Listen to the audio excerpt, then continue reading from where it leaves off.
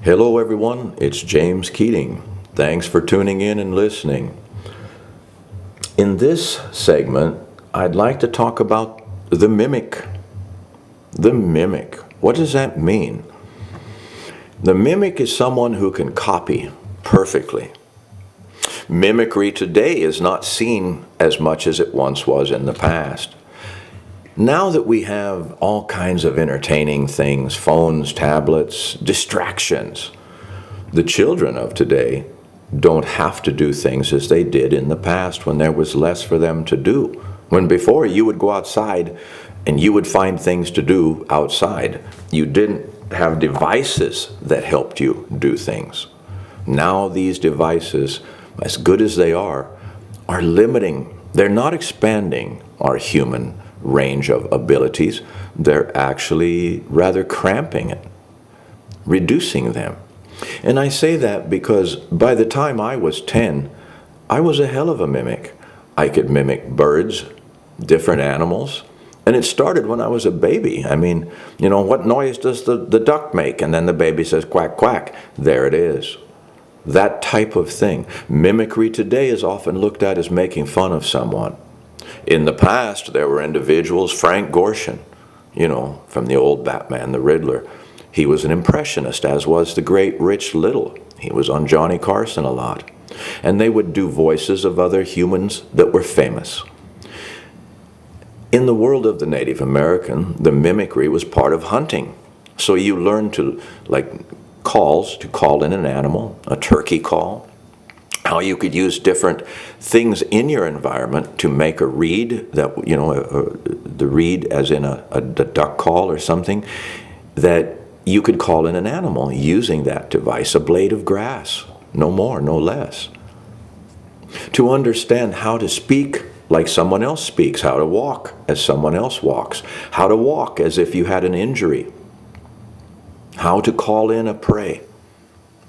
My dad would often say, what kind of bird is that? What is that sound? And I'd say, I think it's a meadowlark. Meadowlark. Robins make a different sound. Blue jays can mimic like we can mimic, so can magpies and crows. There's a blue jay at my house right now that makes the sound of an eagle. It's just a little blue bird, but up in the top of the tree you hear that. That's an eagle hunting. The other birds run. This little blue bird then gets all the food because the other birds run away. They think an eagle is flying above somewhere. So mimicry is used by animals. It is not making fun of something. That's such a weak-ass way of looking at things, and someone who would say that is a weak-ass, they disgust me. Their weakness, they try to put upon you. Your strength should not be, so be weak and stupid like me. Never listen to these kind. This is a total loss. Practice your mimicry. Realize you are not offending or making fun of anyone. What you're doing is learning the ways of the world so that you can blend in chameleon-like. Many times, someone who can mimic an injury, put on a certain type of clothing, ruffle up their hair and limp into somewhere, they don't know who you are because it's not the real you. You couldn't get in there if you had a pistol in each hand. But by going in as the guy with the limp, ruffled, tousled hair, and old suit, they don't even look at you. And you go right in. I used to tell people, my ability as a mimic, I could use my supplementary knowledge of clothing, get a fishing pole, a dog. I can do anything. Much more than if I had a pistol and a grenade and a knife. People see that, it alarms them. They don't know what to do. You can't even get close to them. Who would be bothered by an old man and a dog and a fishing pole? No one. And I'm invisible. Yet I'm still me. Now I'm close to them and they really are in danger. And that's how you do it. But if I showed how dangerous my ass was by brandishing guns and knives and They wouldn't even let me get within a mile, and I would be seen and shot or something. So if I really have to do something, I don't know that by force of arms is always the best way. I would say a good 80% of the time I've had to do shit like that, I've done it through mimicry. And people say, you mean disguise? Disguise is just one part of mimicry. You know? Mimicry involves sound, sometimes what you see, sometimes other elements that make the person that you're trying to fool, whether you're luring in a bird, a turkey, to, gobble, gobble, gobble, you lure him in, and now you can get close enough to shoot him and have dinner. Well, it works the same for people.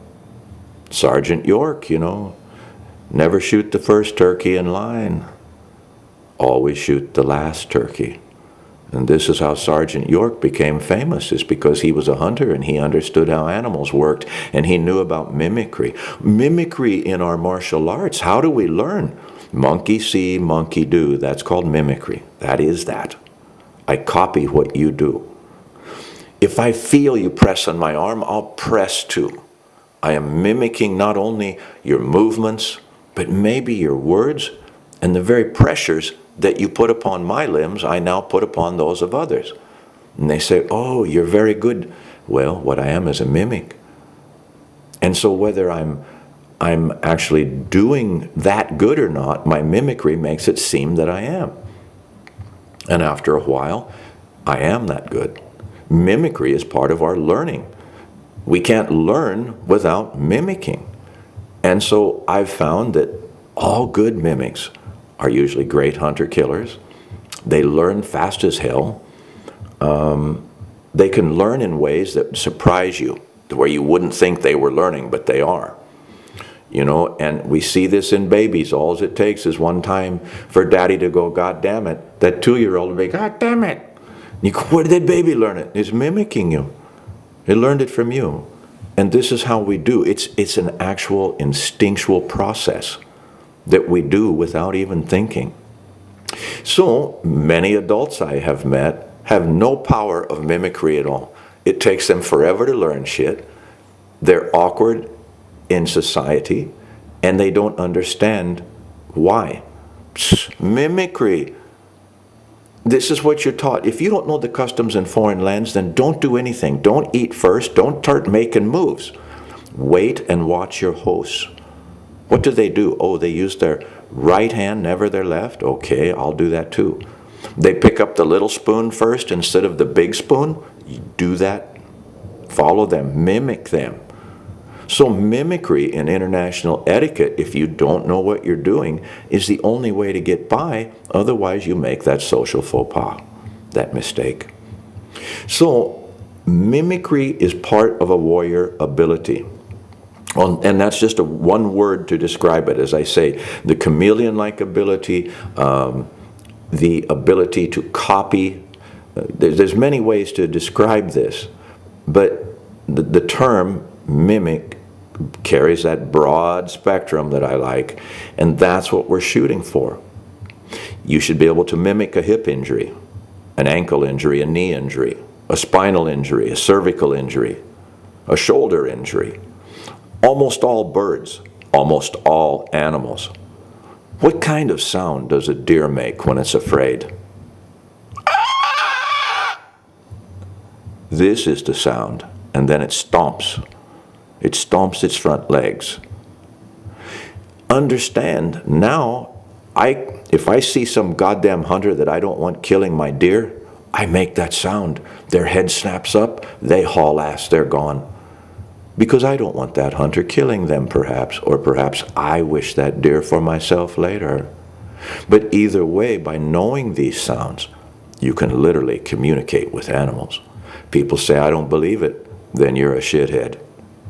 Believe it. That type of thinking doesn't cut it with me. As I said, don't judge the whole world by your own bad standards. I think I usually use the term shitty standards, but you get my message. It does work. It's worked for millennia. And people today who knock that and all this, They're the weak ones. They're the backward ones. Never hear that stuff in your head.